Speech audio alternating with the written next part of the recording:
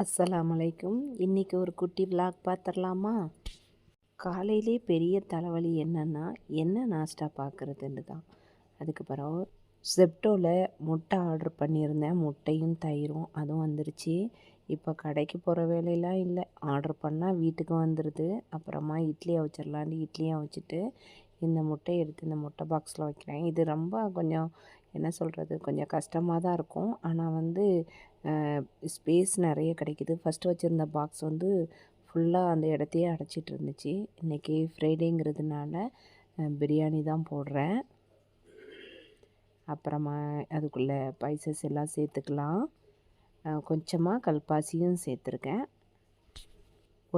ஒரு கேஜி அளவுக்கு வெங்காயம் கட் பண்ணி வச்சுருக்கேன், அதையும் சேர்த்துக்கலாம். இன்றைக்கி கொஞ்சம் ஃப்ரைடேங்கிறதுனால நிறையவே பிரியாணி போடுவேன்.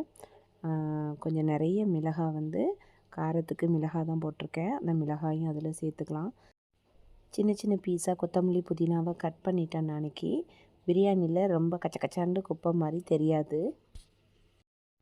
வெங்காயம் நல்லா ப்ரௌன் கலர் வந்த உடனே இஞ்சி பூண்டு பேஸ்ட்டு, அப்புறம் டொமேட்டோ அதே மாதிரி 1 கேஜி டொமேட்டோவும் சேர்த்துருக்கேன்.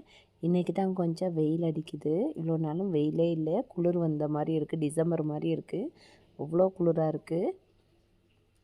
இப்போ நம்ம குர்பானி கறி மட்டன் இருந்துச்சு, அதையும் போட்டுட்டோம். போட்டு நல்லா கிளறி விட்டுட்டு மஞ்சத்தூளும் மிளகாத்தூளும் போட்டுக்கலாம். நான் ஆல்ரெடி மிளகாய் நிறைய சேர்த்ததுனால காரத்தை பார்த்துட்டு சேர்த்துக்கங்க. தேவைக்கேற்ப உப்பு சேர்த்துக்கலாம். கொத்தமல்லி புதினாவை அப்படி போட்டு மூடி போட்டு விட்டுருங்க. அப்புறமா தயிர் சேர்த்துட்டு நல்லா கிளறி விட்டுக்கலாம். கொஞ்சமாக கஸ்தூரி மேத்தியும் க்ரஷ் பண்ணி சேர்த்துக்கலாம். இது சேர்க்கும் போது நல்லா வாசமாகவும் டேஸ்ட்டாகவும் இருக்கும். அப்புறமா அரிசி வாஷ் பண்ணி வச்சுருந்தேன், அதையும் தட்டி கிளறி விட்டு குக் பண்ணி எடுத்துக்கலாம். ஊரில் இருந்து பயணியில் பண்ணின பாகு வந்துருந்துச்சு. இதில் வந்து மாங்காய், தேங்காய், கத்திரிக்காய் எல்லாம் போட்டு பண்ணியிருப்பாங்க. இது பாருங்கள், மாங்காய் செம்ம டேஸ்ட்டாக இருந்துச்சு. இன்றைக்கி எங்கள் வீட்டில் இட்லி சட்னி தான். இட்லி சட்னிக்கு சீனி வச்சு சாப்பிட்றது யாருக்கு பிடிக்கும்? எனக்கு வந்து சீனி போட்டு அந்த சட்னியில் அந்த இட்லியை போட்டு நல்லா பிசைஞ்சி சாப்பிட்றது ரொம்ப பிடிக்கும். இப்போ பாருங்கள், பிரியாணியும் நல்லா ரெடி ஆகிடுச்சு. இப்போ வந்து பயோ என்சைம் கொஞ்சம் பண்ணிக்கலாம், காலி ஆகிடுச்சின்ட்டு பண்ணிகிட்ருக்கேன். இது வந்து ஆரஞ்சு லெமனு இது ரெண்டும் சேர்த்துருக்கேன்.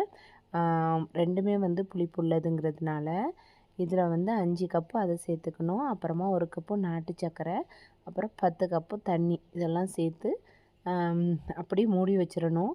ஒரு 80 நாளைக்கு அப்புறம் இதை ஓப்பன் பண்ணால் பாத்திரம் கழுவிக்கலாம், வீடு துடைச்சிக்கலாம், எல்லா பர்பஸ்க்கும் யூஸ் ஆகும். இதோட இந்த விலாகை நான் முடிச்சுக்கிறேன். இன்னொரு நல்ல இன்ட்ரெஸ்டான விலாகோட நான் உங்களை சந்திக்கிறேன்.